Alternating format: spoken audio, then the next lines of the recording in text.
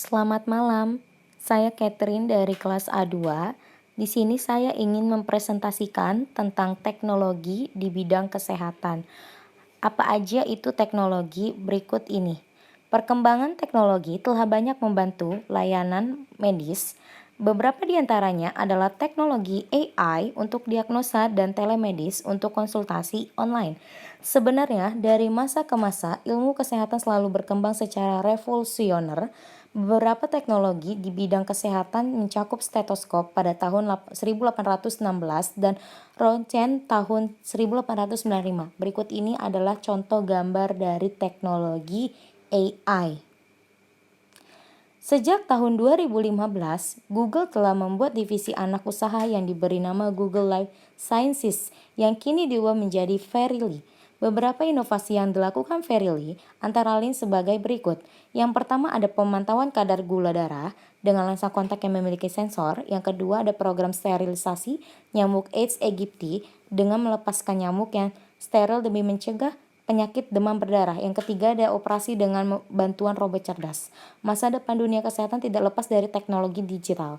Kemajuan teknologi yang begitu pesat berdampak juga pada bidang kesehatan. Perkembangan teknologi berperan membantu para dokter dan praktisi kesehatan membangun mutu perawatan kesehatan yang lebih baik. Berikut beberapa macam teknologi kesehatan dan perannya yang perlu kamu ketahui. Yang pertama ada Artificial Intelligence. Artificial Intelligence menjadi salah satu teknologi yang berperan penting dalam mendesain ulang perawatan kesehatan yang sudah ada. Algoritma AI memudahkan pasien mendapatkan pelayanan dan bantuan medis secara cepat dan tepat. Begitu juga bagi tenaga medis. AI berperan mempercepat penanganan pasien, membantu menganalisa penyakit, bahkan meresepkan obat yang sesuai untuk pasien.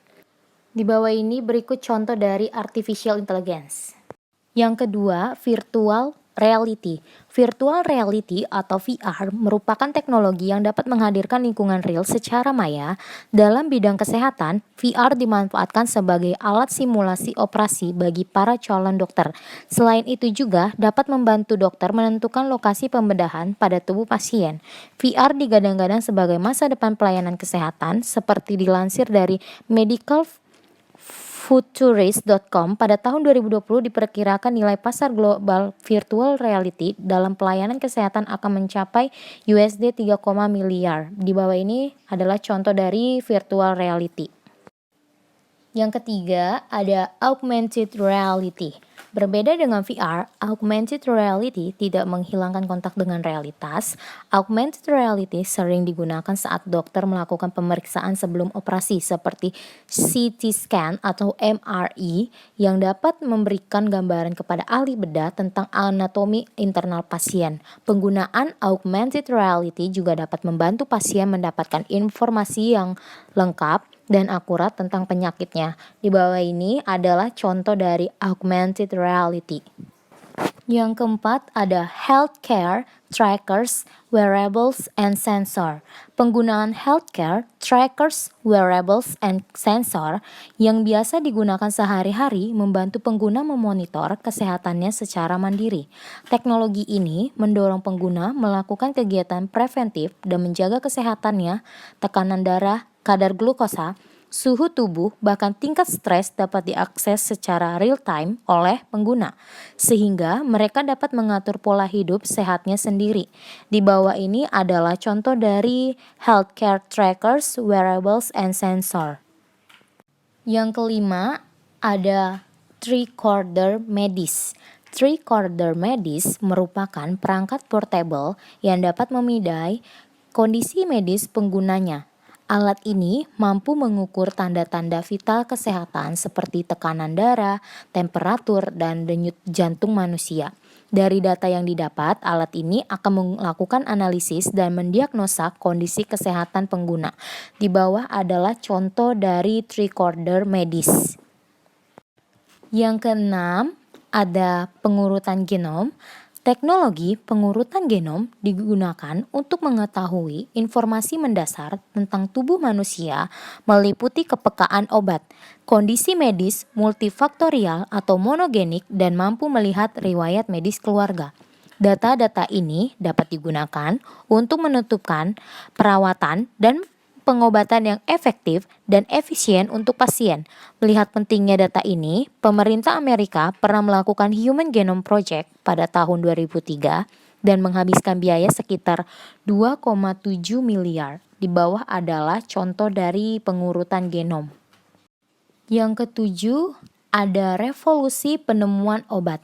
Selama ini, proses penemuan obat baru memakan waktu panjang dan membutuhkan biaya yang tidak sedikit.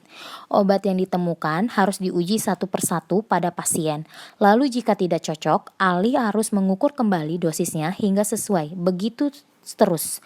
Hingga pada tahun 2016 muncul di in silico trials yang menjadi revolusi penemuan obat. In silico trials memberikan simulasi komputer untuk pengembangan obat. Alat ini mampu menguji obat-obat baru pada pasien virtual dan memberikan informasi takaran dosis yang tepat secara cepat. Di bawah ini adalah contoh dari revolusi penemuan obat. Dan yang terakhir ada robotik. Perkembangan teknologi robot merambah dunia kesehatan. Saat ini sudah ada sejumlah robot yang sengaja dibuat untuk memudahkan dokter mendeteksi, mengobati penyakit, dan membantu merawat pasien. Mulai dari robot companions hingga robot bedah mulai dikembangkan. Robot ini memiliki berbagai fungsi seperti membantu terapi berjalan, mengobati masalah kesehatan mental, hingga mengingatkan waktu minum obat. Robot-robot ini ditanami sensor sentuh, kamera, dan mikrofon untuk memaksimalkan fungsinya. Beberapa contoh robot dalam dunia kesehatan adalah Jibo, Pepper, Paro, dan Budi. Berikut ini adalah salah satu contoh bentuk dari robotik. Demikianlah hasil presentasi saya. Mohon maaf apabila dalam menyampaikan tadi ada kesalahan kata. Semoga bermanfaat untuk kita semuanya. Terima kasih.